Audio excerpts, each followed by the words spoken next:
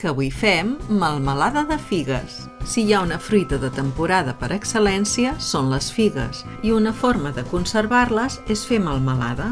Si són petites, les pots tallar per la meitat, i si són grosses, en 4 trossos. Quan ja les tens tallades, les peses, i 1/3 de la fruita li poses de sucre, i el suc de mitja llimona. Posarem les figues dins d'una olla, el sucre i el suc de llimona. Ho remenem bé i esperem a que agafi temperatura.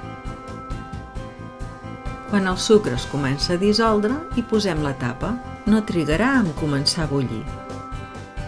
Ho remenarem bé, posarem la tapa novament i ho deixarem bullir durant 5 minuts.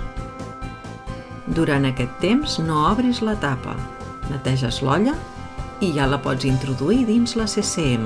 Ho tindrem a dins durant 2 hores i mitja, però ho pots tenir fins a 4.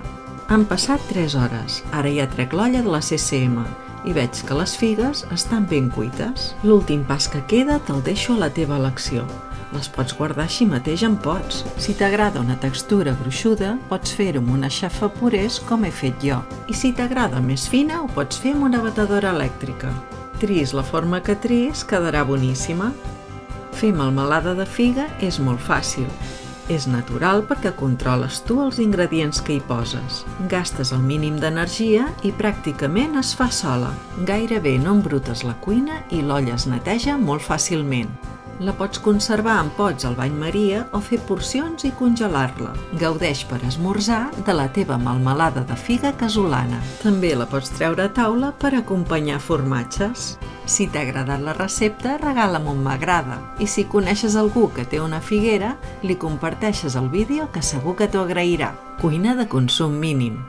Cuina sostenible.